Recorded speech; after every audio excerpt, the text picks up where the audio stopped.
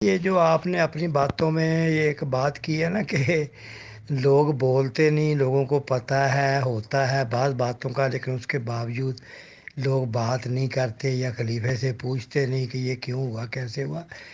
آپ اس کا دیکھیں نا، اس کی وجہ کیا ہے وہ آپ کو بھی سمجھ آتی ہوگی۔ اس کی وجہ یہ ہوتی ہے کہ اگر ایک بندہ بولے گا تو وہ سب کی نظروں میں آ جائے گا، اور اس کے تمام رشتہ دار اس سے مخالفت کریں گے۔ اب جیسے میں ہوں، میری مثال آپ کے سامنے ہے۔ اب میں نے اگر سوال جواب جماعت سے کرنے شروع کیے کہ ان کا جواب تو میرے جو حقیقی بہن بھائی تھے، آپ کو میں گن کے بتاؤں کہ سارے کے سارے میرے سے وہ منہ بنا کے بیٹھے۔ ایک زمانہ ہو گیا اس وقت سے وہ میرے ساتھ قطع تعلق کیے ہوئے بیٹھے۔ ہاں جہاں آپ نے کیوں سوال کیے جماعت سے، کیوں پوچھے، وہاں تو صرف جو ہے سمعنا و اطعنا کا سبق ملتا ہے۔ بس بھئی گردن نیچے جھکا کے بیٹھو اور بس جو کچھ جی جی جی جی کرتے جاؤ، اور کسی قسم کا کوئی کویشچن نہ کرو۔ تو یہ پھر ہر انسان کی رشتہ داریاں ہوتی ہیں، ان کو اپنی رشتہ داریوں کے ٹوٹنے کا کام ہوتا ہے کہ اگر میں بات کروں گا تو میرے بہن بھائی، میرے ماں باپ، میرے دیگر رشتہ دار مجھ سے قطع تعلق کر لیں گے کہ ہاں جہاں تم نے خلافت کے سامنے گستاخی کیوں کی۔ تو یہ اس طرح کی باتیں ہوتی ہیں، اس طرح کا خوف ہوتا ہے ان کو، جس وجہ سے وہ لوگ سب کچھ دیکھتے دکھاتے یہی کوشش کرتے ہیں کوئی دوسرا وہ وہ جو ہے گھنٹی کسی اور دوسرے کے گلے میں باندھ دی جائے تاکہ مجھے نہ بات کرنی پڑے، تاکہ میں دونوں طرف، یعنی منافقت جس کو کہتے ہیں، کہ میں دونوں طرف کو رکھ سکوں، خلافت کے ساتھ بھی چمٹا رہوں اور رشتہ داری بھی خراب نہ ہو۔ بس یہ ہوتی ہیں باتیں۔ اب اپنی رشتہ داریوں کو توڑنا کوئی بھی نہیں پسند کرتا۔ ہر ایک کا وہ دار و مدار اپنے رشتہ داروں پہ ہوتا ہے۔ ہر کوئی ڈیپینڈ کرتا ہے اپنی بہن بھائیوں پہ، ماں باپ۔ حالانکہ بعد میں ایک وقت ایسا بھی آتا ہے کہ کوئی بھی نہیں اس کا ساتھ دیتے، سب ساتھ چھوڑ جاتے ہیں، ویسے ہی چھوڑ جاتے ہیں۔ اب دیکھو نا، میرے بھی ساتھ سب چھوڑ گئے نا، میرے حقیقی بہن بھائی، میرے حقیقی سارے سالیاں، میرے باقی رشتہ دار وہ ساتھ چھوڑ گئے۔ کہاں رشتہ داریاں، کہاں کہاں کا تعلق، وہ محبت پیار کی باتیں کہاں گئیں؟ وہ خلافت کے لیے انہوں نے کوئی پرواہ نہیں کی، تو سب چھوڑ گئے۔ کوئی بھی نہیں بات کرتا، کسی خوشی غمی میں کوئی نہیں ملتا۔ تو یہ باتیں ہوتی ہیں، لوگ ان چیزوں سے ڈرتے ہیں کہ جی رشتہ داریاں خراب ہوتی ہیں۔ جی محترم ظفر صاحب، دراصل بات یہ ہے کہ انسان کا ایک ضمیر بھی ہوتا ہے۔ اب میرے جیسا شخص ہے، میں ان کے اندر غبن دیکھے، مسجدوں میں فراڈ دیکھی، میرے جو خالہ زاد بہن کی بہنوئی جو میری خالہ زاد بہن تھی، اس کے ہسبینڈ چودھری رشید آرکیٹیکٹ، اس نے میرے سامنے 6 ملین کا فراڈ کیا۔ اس کے بعد مسجد کیلگری میں اس نے فراڈ کیا، مسجد آسلو میں اس نے فراڈ کیا، مسجد ٹورنٹو میں اس نے فراڈ کیا۔ اور وہ شخص جس کو میرے باپ نے یہاں بھیجا تھا ترس کھا کے، جو کہ اس کا باپ وہاں پر لاہور کے اندر شدر پنڈ سے شدر موڑ تک ٹانگا جاتا تھا۔ اس کا باپ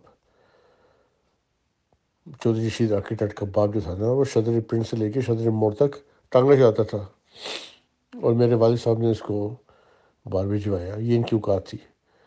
اور وہ شخص 100% مکان، 4 مکان اور دکانیں، اور ٹوٹنگ کے اندر 3 دکانیں اس کے بچوں کے پاس، جو کہ اسکول لیورز بچے ہیں، جن کے ابھی جن کہنے والے جمنی مکھیا جنازہ، وہ تھے ½ ملین پاؤنڈ کی دکانیں لے کے بیٹھے ہوئے ہیں، اور 4 مکان۔ اور کیا تھی اس کی اوقات، کیا تھی؟ 150 پاؤنڈ ہفتے کی یہ جاب کرتا تھا، اور کونسل کے فلیٹ میں ایک ویلفیئر بینیفٹس کے اوپر ان کا سارا دور و مدار رہے۔ تو یہ جب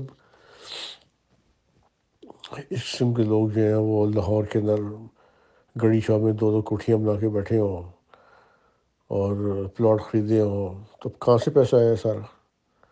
150 پاؤنڈ کی تنخواہ کے اوپر یہ اتنی چیزیں کہاں سے نکلتی ہیں؟ تو وہ تو میری فیملی کا بندہ ہے نا، تاکہ میں نے اس کو گردن سے پکڑا تھا۔ میں نے گردن سے پکڑنے کی وجہ یہ کہ میری فیملی ساری میرے خلاف ہو گئی کہ تو بھੈਣ ਦਾ احساس نہیں ਕੀਤਾ۔ ਉਹ ਭੈਣ ਦਾ ਤਾਂ ਮੈਂ ਅਹਿਸਾਸ ਕੀਤਾ ਹੈ، ਪਰ ਮੈਂ ਜਦੋਂ ਗਬਨ ਵੇਖਣਾ ਪਿਆ ਤਾਂ ਤੁਸੀਂ ਲੋਕਾਂ ਨੂੰ ਅਹਿਸਾਸ ਕਰੋ।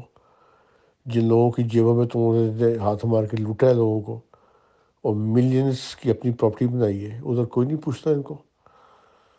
تو وہ میری آواز جو تھی ان کو چبھی سب کو، میرا گھر توڑ دیا انہوں نے. تو میرے اندر بڑے زخم ہیں ظفر صاحب، بڑے زخم میرے اندر. اور یہ سیکنڈ گھر پھر توڑا انہوں نے میرا، 2 گھر توڑے انہوں نے. ایک پہلے بچے گئے میرے، اور یہ اس کے بعد پھر انہوں نے میرے ساتھ جو میں نے، تو وہ میرا ضمیر ملامت کرتا تھا ان کے اندر. تو میں اپنے آپ کو لالچ بھیجتا تھا کہ میں کن لوگوں کے اندر میں شامل ہوں. یقین کریں، تو وہ تو شکر ہے لاک ڈاؤن ہوا ہے تو مجھے اکیلے بیٹھ کے سوچنے کا موقع ملا ہے، اور میں نے ایک فیصلہ کیا پھر میں نے، اور اس فیصلے پہ میں ابھی تک قائم ہوں. میں کہ یہ دنیا کی یہ چیزیں ہیں، لوگ لوٹ مار کا یہ غبند، اور یہ کل کو خدا تعالیٰ کہ یہ جواب دینا میں نے کہ میں سب چیز اپنی آنکھوں کے سامنے دیکھتا رہا اور چپ ہو کے بیٹھا رہا. لختی لعنت ایسے شخصیت کے اوپر جو کہ چپ ہو کے بیٹھ جائے اور آس پاس اپنی دیکھے جی لوٹ مار کا ایک انبار لگا ہوا ہے. تو وہ میرا ضمیر جو ہے نا پھر مجھے ملامت کرنا شروع کیا. پھر میں نکلا ہوں یہاں سے، میں اس کارڈ سے باہر.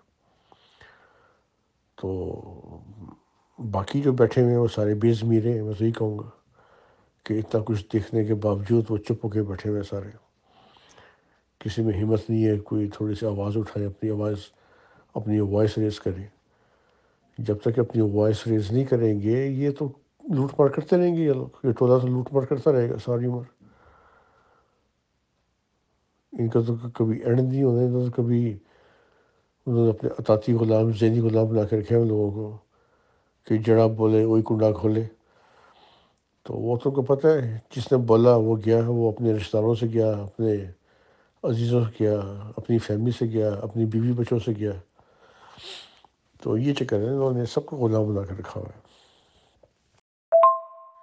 پر شکر الحمدللہ یہ ہے کہ میرا ضمیر مجھے ملامت نہیں کرتا. ٹھیک ہے میں اکیلا ہوں، ٹھیک ہے میرے 6 بچے گئے، میرے پہلے 2 بچے، اس کے بعد پھر سیکنڈ وائف سے 4 بچے. تو یہ ہے کہ میرا ضمیر جو ہے نا مجھے ملامت نہیں کرتا. میں پرسکون ہوں، شکر الحمدللہ. اپنی جاب کر رہا ہوں میں، ایک اپنی پیس آف مائنڈ ہے میرا. جس نے مجھے ملنا ہے ملے، نہیں ملنا بھاڑ میں جائے. میں نے بچوں کو بھی کہہ دیا تھا جس نے آنا ٹھیک ہے، that's it, most welcome, otherwise just ignore me, forget me. تو وہ ہے کہ میرے بھائی مجھ سے سارے خائف ہو گئے ہیں، میرے رشتہ دار سارے خائف ہو گئے ہیں، میرے جتنے بھی دوست تھے پرانے سارے خائف ہو گئے. اور کوئی ایسا بچہ نہیں بنا جو میرے ساتھ اٹیچ ہو اس ٹائم، سوائے میرے جاب کے، جو میری جاب کے جو میرے ساتھ کام کرتے ہیں، یا تھوڑے سے دوست ہیں جو میں نے لوکلی بنائے ہوئے ہیں. That's it. یہ میری روٹین ہے روزمرہ کی. تو یہ ہے کہ شکر ہے میرے اوپر برڈن نہیں ہے کہ میرا ضمیر مجھے ملامت کرے کہ میں نے ایک حق کی خاطر آواز نہیں اٹھائی. میں نے اپنی طرف سے اپنا حق ادا کر دیا میں نے، اور میں نے کوشش کی ہے کہ میں لوگوں کی آنکھیں کھولوں،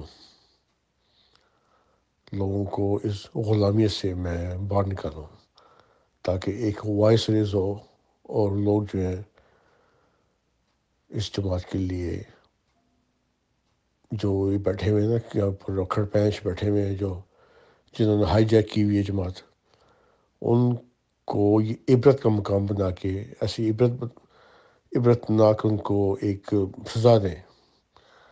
اگر تو سب اٹھ کھڑے ہوں اور آواز کے ساتھ آواز ملائیں اور کوئی ایکشن لیں کوئی، تو یہ سب ٹھیک ہو جائے گا سلسلہ. ہر چیز ٹھیک ہو سکتی ہے دنیا میں. کوئی ایسی چیز نہیں ہے، کوئی عیب ایسا نہیں ہے جو ٹھیک ہو، پر اس کے لیے ہمت چاہیے ہوتی ہے، اسٹرگل چاہیے ہوتی ہے. اس کے لیے تھوڑا سا انسان قربانی دیتا ہے تھوڑی سی. تو یہ ہے کہ ہمارے جتنے بھی بیٹھے ہوئے ہیں پیروکار، یہ وہ جو تاتی غلام اور یہ جتنے بھی ہیں، وہ صرف ایک ڈر و خوف اور اطاعتی اور غلامیت کا شکار ہیں کہ میرا فلانا رشتہ نہ خراب ہو جائے، تو یہ نہ ہو جائے. تو اس کے اوپر جو بیٹھے ہیں وہ اس کا ناجائز فائدہ اٹھا رہے ہیں ابھی تک. تو یہ اسی طرح چل رہا ہے سلسلہ.